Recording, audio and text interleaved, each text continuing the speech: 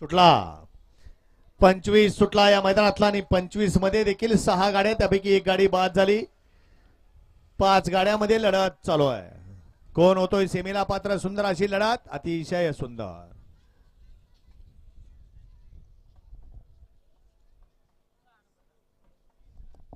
गट क्रमांक 25 चा निकाल.